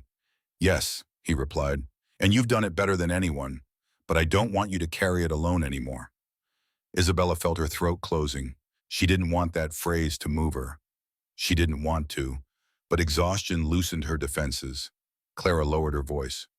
"What does that initial mean?" she asked. "What are you saying, Highness?" Alejandro looked at Clara and then at Isabella. "I'm saying someone wants to tie my name to that child," he replied, "and if it's true, then I have responsibility." Isabella pressed her lips together. "Responsibility," she murmured, as if the word disgusted her. Responsibility arrived late. Alejandro didn't defend himself. "Yes," he accepted. "It arrived late." A tense silence fell. Only the rustle of fabric and Mateo's little breaths were heard. Isabella forced herself to speak without crying. "You don't remember?" she said in a low voice. "You can't remember." Alejandro looked at her fixedly. "I remember many things," he said. "I remember a night I got sick. I remember fever. I remember being told no one should enter. And I remember a voice that gave me water, a hand that held my head. I remember a prayer, and I remember your name." Isabella felt her stomach turn. Clara stood motionless, listening unintentionally. "You were delirious," said Isabella, trying to close the door. "Maybe," admitted Alejandro, "but the next day you were no longer at your post, and when I asked, they told me lies." Isabella gripped the table. "That proves nothing," she said. "No," he accepted. "It doesn't prove, but it tells me one thing. Someone moved fast to separate us." Clara crossed her arms. "And why?" she asked suspiciously. Alejandro didn't answer immediately. He looked at Isabella. "Because my house fears scandal," he said finally, "and because there are men like Valcarcel who believe they can arrange others' lives as if it were paper." Isabella shuddered. "I don't want you to say that name here," she murmured. Alejandro nodded. "You're right," he said. "Sorry." Clara took a deep breath. "And what do you intend to do?" she asked. "Bring her to your house?" Isabella turned sharply. "I won't—" "No." Alejandro interrupted her with firmness. "No," he said. "I'm not going to move her like luggage. Isabella, you decide where to live. I just want to ensure you have options." Isabella pressed her lips together. "My options are always few," she said. "Today we can open one," replied Alejandro. "A real one. Dignified work like this, protection from rumors, and justice." Clara looked him up and down, still suspicious. "Justice from above doesn't work for those below," she said. Alejandro didn't argue. "Then I will make it work," he answered calmly, "even if it costs me." Isabella laughed without humor. "Cost you what?" she asked. "A scolding?" Alejandro looked at her seriously. "It can cost me my peace," he said, "my comfortable place, my relationship with my mother, maybe part of my name." Isabella blinked. "And you say that so I feel guilty?" she asked, hurt. "No," he replied quickly. "I say it so you understand it's not a game, that I'm not going to leave when they tell me to withdraw." Clara looked at Isabella. "That's what the letter says," she whispered. Isabella felt her eyes burn. "Yes," she confessed. "They told him a reputation admits no shadows." Clara pressed her lips together furiously. "Shadows," she repeated, as if poor people were shadows. Alejandro looked down ashamed. "I know," he said, "and that's why I need to speak with my mother today." Isabella looked at him alarmed. "No," she said, "don't go." "I must," he replied. "If you go, you drag me," insisted Isabella. "If you go, she's going to order things. She's going to who—" Alejandro raised a hand, calming her. "I promise you something," he said. "I won't mention your whereabouts. I won't say where you are. I won't say Clara's name, nor this house." Clara frowned. "And then, what are you going to say?" she asked. Alejandro straightened his back. "I'm going to say I found inconsistencies," he replied. "That there are documents, that there are money movements, that there is an unjust expulsion, and that I'm not going to allow it to repeat." Isabella gritted her teeth. "You think you're going to go in and talk? And that's it?" she said. "You think she's going to listen?" Alejandro looked at her. "Maybe she won't listen," he admitted. "But I will speak." Clara remained silent, thinking.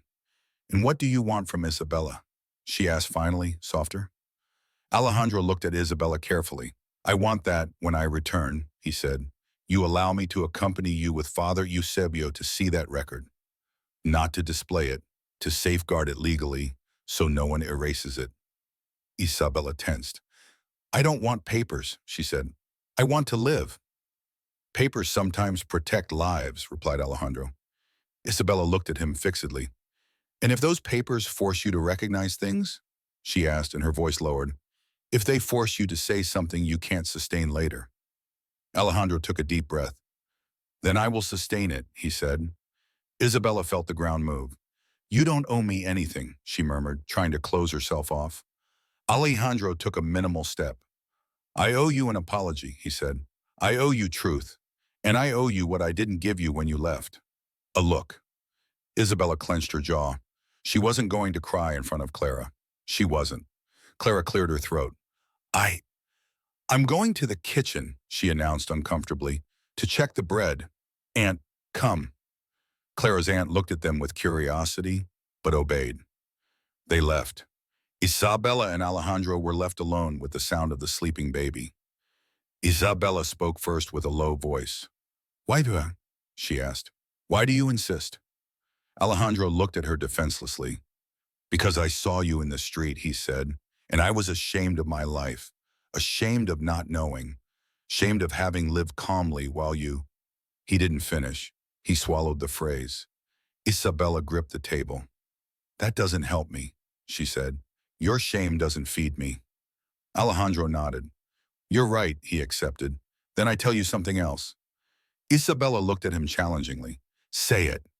Alejandro took a deep breath, as if taking his heart out of a place where he had kept it. I missed you, he said simply. And it's not correct for me to say it. It's not correct that I thought of you, but I did. And when you disappeared, I didn't know how to name it. Isabella felt the air get stuck. You can't say that, she whispered. I am saying it, he replied. Isabella shook her head, trembling. That is going to destroy me, she said. That is what they want me to look like. Look like... No, Alejandro cut her off with soft firmness. You don't look like anything. You are a woman who worked with dignity and who was crushed with lies. Isabella closed her eyes for a second, trying to contain herself. And the child? She asked without looking at him. What are you going to say about the child? Alejandro looked at the basket. I'm going to tell the truth when I have it complete, he replied. But today I already know enough for one thing. Isabella looked at him suspiciously. What? Alejandro approached the basket slowly without touching. He just looked at it like someone looking at something sacred. That he isn't going to grow up without care, he said. That he won't be cold in the street again. Isabella felt a lump in her throat. And can you fulfill that? She asked bitterly. Or is it another pretty word? Alejandro looked up at her. I can fulfill it, he said. And I will fulfill it even if my mother gets angry. Isabella pressed her lips together. Your mother doesn't get angry, she murmured. Your mother punishes with silence. Alejandro nodded. Then I will speak louder, he said. Isabella let out tired air.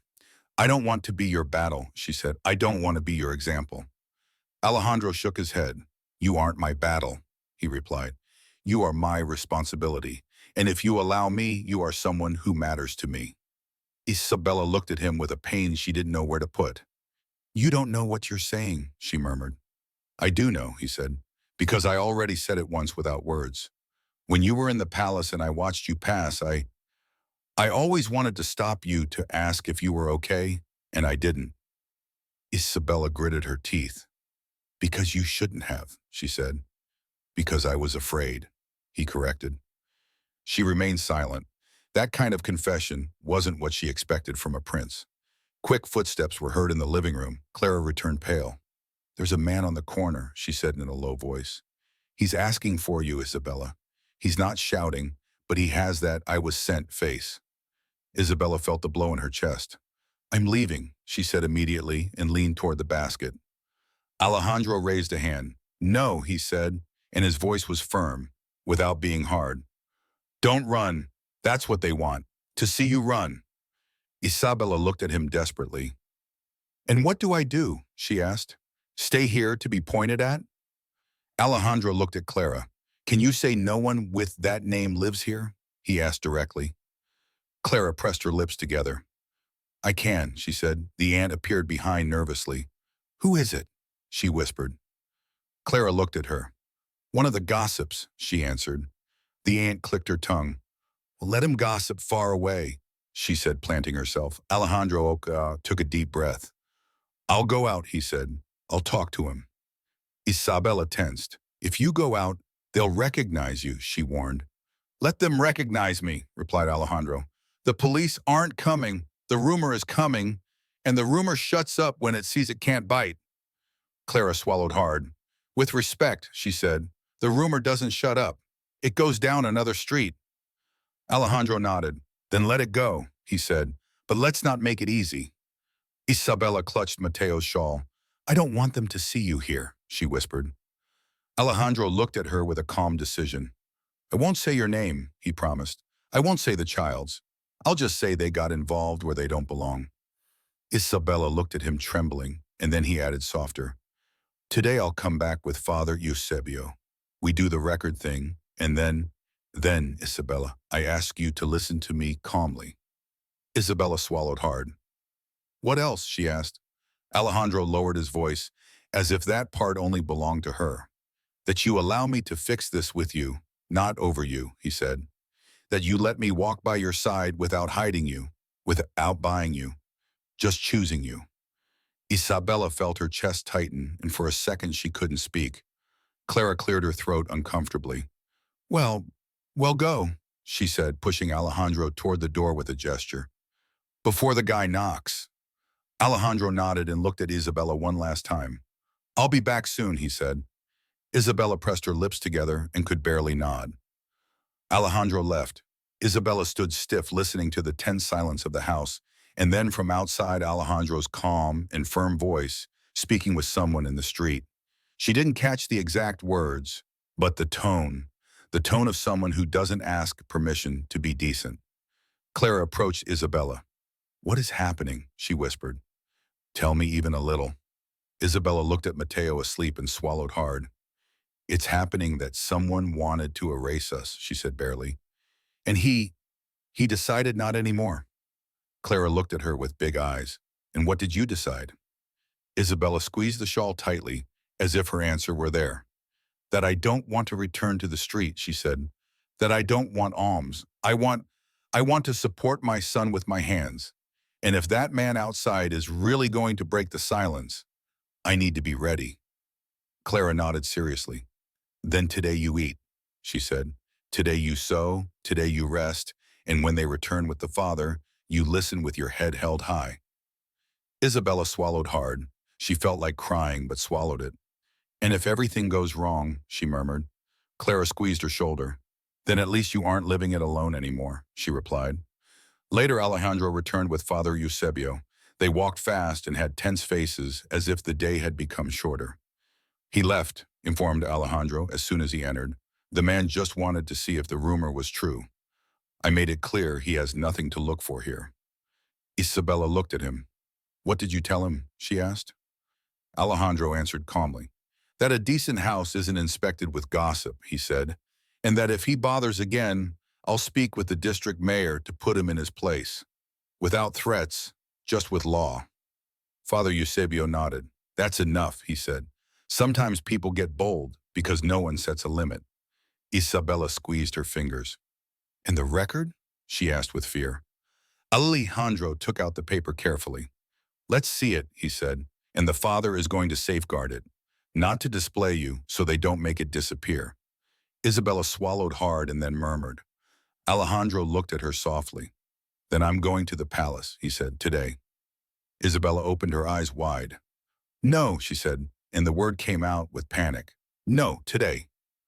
Today, repeated Alejandro firmly, because documents have already moved, because a letter was already sent, because if I wait, they erase more.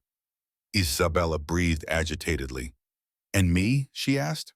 Father Eusebio approached. You stay here, he said, with Clara, with your child. No one is going to force you to show up in any salon. Isabella looked at Alejandro desperately.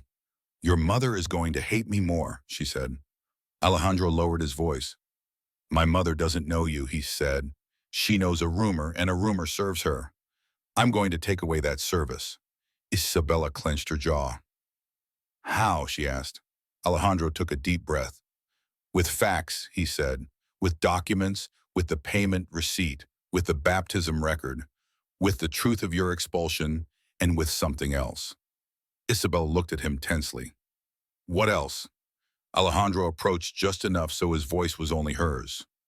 With my word as a man, he said, not just as a prince, I'm not going to allow them to call you indirected. I'm not going to allow them to reduce you, and I'm not going to allow your son to be a dirty secret. Isabella felt her legs loosen.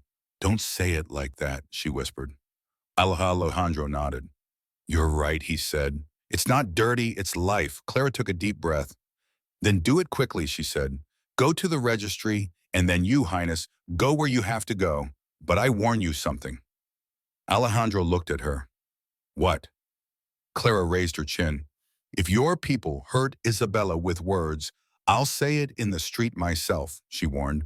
Not with shouts, not with insults, with truth, and that does make noise. Alejandro held her gaze. Thank you, he said sincerely. That is the kind of noise that is needed. Isabella couldn't speak, just squeezed Mateo and nodded trembling. They went to the registry with Father Eusebio and returned without drawing attention. Everything was done with short steps, with discreet doors, with signatures that didn't seem like much, but weighed. Back in the workshop, Alejandro stopped in front of Isabella. Now, he said, and his voice softened, I told you that when I returned, I would ask you to listen to me calmly. Isabella looked at him tiredly. Speak, she asked. Alejandro swallowed hard. I'm going to confront my mother and Valcarcel, he said. I'm going to demand that your exit be rectified, that it be recognized there was no theft, that it be recognized they made you leave without defense. Isabella pressed her lips together. And if they say I'm lying, she asked. Alejandro shook his head.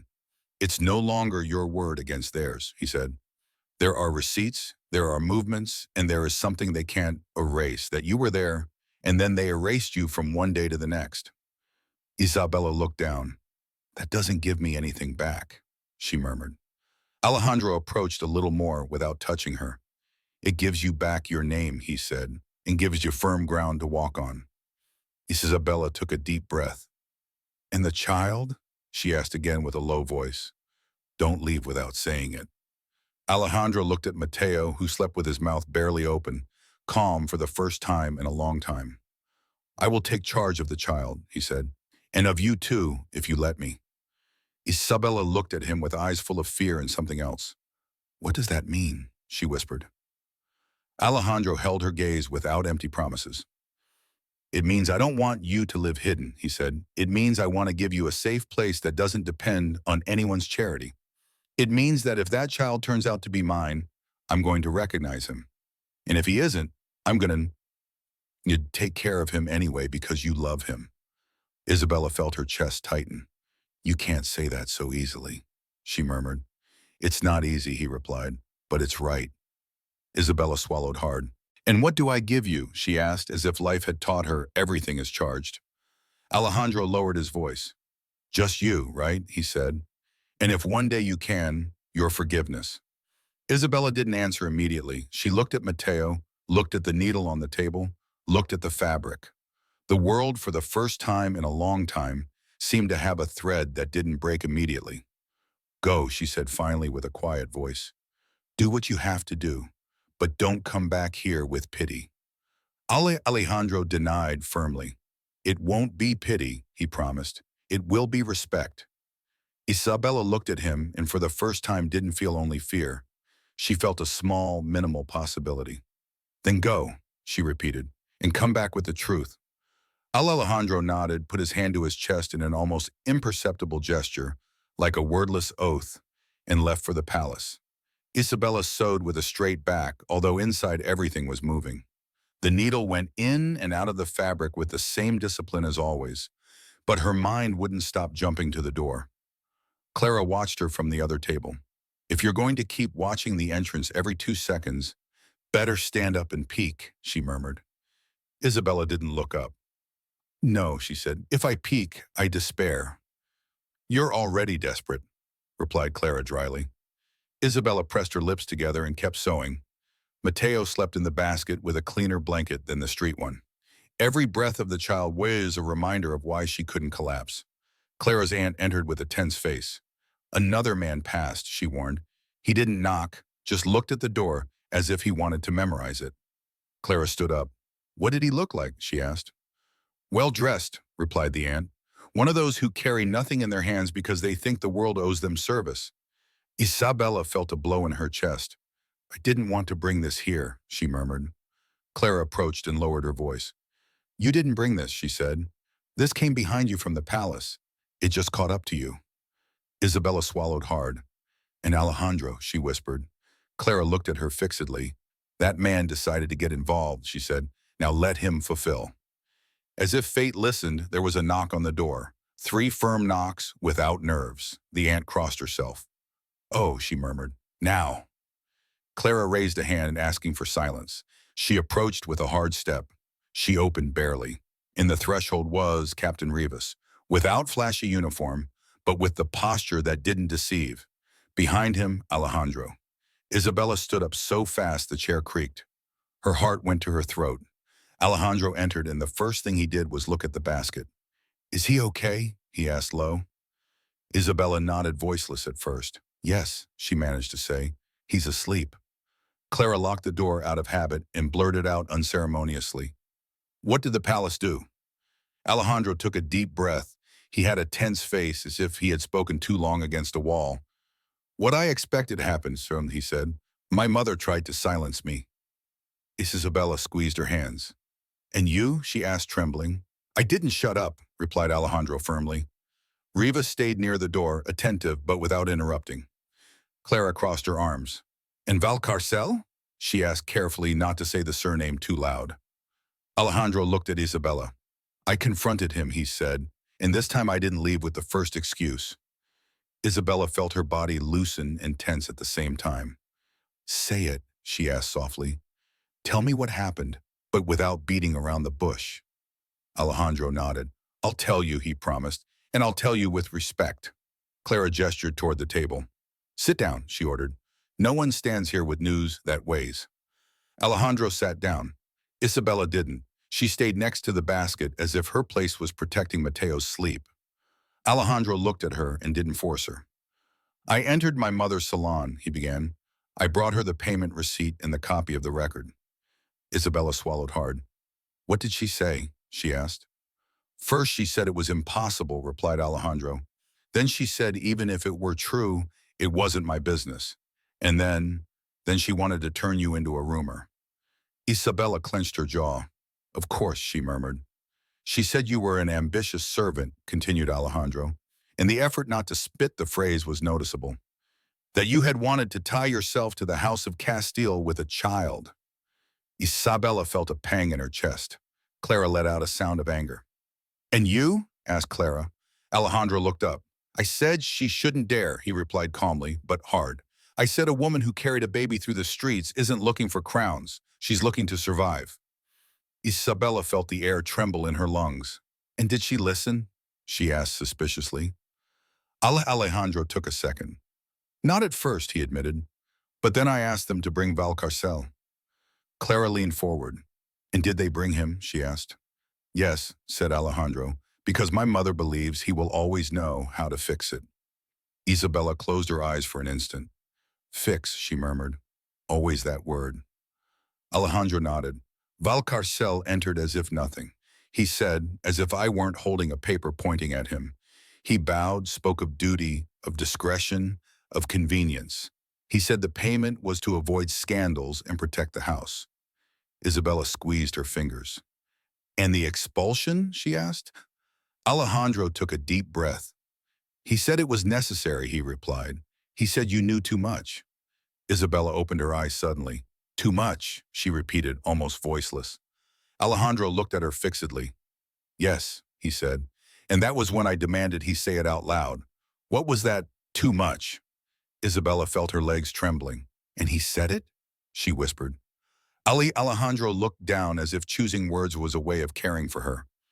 "He said it," he confirmed, "but not as a confession. He said it as a threat." Clara clenched her fists. "What threat?" she asked. Alejandro replied without raising his voice. "That if I insisted, he was going to move pieces so all Madrid believed Mateo was my son. He said the record was going to appear complete out of nowhere, that you were going to look like the woman who tried to climb, and I like the prince without control." Isabella grabbed the edge of the table. That was what he wanted from the beginning," she murmured, understanding suddenly. "That's why the initials." Riva spoke for the first time. Dry. "Exactly," he said. "It's a trap." Clara looked at Alejandro and then demanded, "What did you do?" Alejandro clenched his jaw. "I told him no," he replied, that story wasn't going to exist if I didn't accept it, and I put the receipt in front of my mother." Isabella swallowed hard. "And his mother?" she asked with fear. Alejandro held her gaze. "My mother went pale," he said. "Not for you, for Valcarcel's name on that paper, because there it was no longer rumor. It was evidence, though." Clara let out air. "And did she defend him?" she asked. Alejandro took an instant, and in his silence, Isabella felt the weight of what was coming. She defended him with words, he said finally. She said he acted on orders. She said everything was for the good of the house. Isabella felt an old cold run down her back. On orders? Whose? She whispered. Alejandro looked up. Hers, he replied. Isabella ran out of air. Clara stood motionless. Even the aunt, who pretended not to listen from the hallway, stood still. Isabella felt her heart split in two. Then she started, but couldn't finish. Alejandro stood up slowly, didn't get too close, just enough for his voice to arrive clean. Yes, he said. She ordered you expelled. Isabella swallowed hard with so much force it hurt. Why, she managed to say, and the word came out broken. Alejandro squeezed the bridge of his nose for a second, as if reliving the conversation. Because there was a secret bigger than you, he said, and because you got in the middle. Isabella looked at Mateo asleep. The secret is him? She asked with a threat of voice. Alejandro nodded slowly. Yes, he said, but not how you think. Isabella tensed. Tell me, she asked with fear. Tell me once and for all. Alejandro took a deep breath. Mateo is not my son, he said. Of course. Isabella felt the air return suddenly as if a window were opened. She staggered a second, not from complete relief, but from the abrupt change. Clara let out air. Then why the initials? She asked confused. Alejandro lowered his voice. Because Valcarcel wrote it to tie me to a lie, he replied. To control me, to silence me, to threaten me. Isabella clutched the shawl. Then whose is he? She asked and her voice broke. What is he? Alejandro looked at the basket, his gaze softened. Mateo is a Castile, he said. Isabella felt her stomach sink and rise at the same time. No, she murmured, denying unintentionally. Yes, insisted Alejandro firmly. He is my brother Fernando's son. Clara put a hand to her mouth. Prince Fernando, she whispered. Alejandro nodded, and his voice became graver. My brother died a year ago, he said, officially without heirs. But my mother hid this. Isabella squeezed her fingers so hard they hurt. Why, she repeated, hurt. Why hide a baby? Alejandro closed his eyes for an instant. Because Fernando had the child outside a marriage she considered acceptable, he said without going into details. And my mother doesn't stand what she doesn't control. Isabella felt the pieces fitting together like a bitter truth that finally had shape. And she murmured, I saw him. I held him. Alejandro nodded. They put him in your arms, he said softly. Like uncomfortable things are put quickly, without explanation, expecting you to solve it. Isabella felt her chest burning. They told me to take him far away, she said suddenly, and the memory hit her. They told me to deliver him to a convent. That I shouldn't ask anything. Clara looked at her. That's why you disappeared? She asked. Isabella nodded, trembling. I couldn't leave him, she said, looking at Mateo. I couldn't. He was a child, a baby. I saw him cry. I saw him look for a hand. Alejandro looked at her with a mixture of admiration and pain. And that's why they punished you, he said. Isabella let out a humorless laugh. They told me I stole a ribbon, she remembered bitterly. That was the story. That was what they told everyone. Alejandro nodded. It was the excuse, he said. The real thing was that you didn't obey. Isabella pressed her lips together. Tears stung but didn't fall. She didn't want them to fall. I didn't obey because he wasn't to blame, she whispered. Alejandro approached a step still without touching her. And today, he said, when I told my mother that, she for the first time was left without argument. Clara frowned. Then what happened? She asked urgently. What did the princess decide? Alejandro swallowed hard. First she tried to buy silence, he said. She said she would give you money, a house far away that you would never be cold again, but on the condition of not pronouncing Mateo's name. Isabella felt anger rise. I am not a deal, she said, though no one had asked her now. Alejandro nodded. That's exactly what I told her, and he replied. I told her I wasn't going to offer you crumbs to shut you up. I told her you deserve reparation, not alms. Isabella blinked, surprised to hear that word in a prince's mouth. And she? Answer, she asked. Alejandro held Isabella's gaze. She said something horrible, he confessed. She said your dignity wasn't the house's business. Isabella felt the blow like an old slap. Of course, she murmured. Alejandro clenched his jaw. And then I answered her, he said, and his voice tensed. I told her if the House of Castile stands on destroying a decent woman, then that house is rotten. Clara let out air impressed. You told her that? She asked. Yes, replied Alejandro, and I told her something else. Isabella looked at him with fear. What else? She whispered. Alejandro spoke lower, as if caring for the baby's sleep. I told her Mateo wouldn't be a ghost, he said, that I would recognize him as Fernando's son, and that I would present him before witnesses with a notary and Father Eusebio, without a circus, but with truth. Isabella opened her eyes wide. That, she murmured, that is going to ignite gossip. Maybe, admitted Alejandro, but not gossip like the kind that destroys you. Gossip that dies out when there is clarity. Rivas nodded. With a deed and witnesses, the margin for lies is reduced, he said. Clara pressed her lips together. And Valcarcel? She asked. Alejandro let out cold air. Valcarcel tried to negotiate, he said, but my mother, seeing herself cornered by her own written order, decided to cut a rope. Isabella felt her chest tighten. Did she fire him? She asked, not wanting to believe. Alejandro nodded. She removed him from his functions, he said. There won't be a public scandal, just disappearance of his power, and that for men like him is worse than any scream. Isabella closed her eyes for a second. She didn't feel joy. She felt tiredness and a kind of late justice she didn't know where to keep. Clara spoke softer. In Isabella's part? She asked. Her name? Alejandro looked at Isabella. That too, he said. My mother accepted signing a rectification letter addressed to those who manage the palace service and to 2 patrons of respectable houses. A letter saying you were expelled by a false accusation and that your conduct was impeccable. Isabella stood motionless.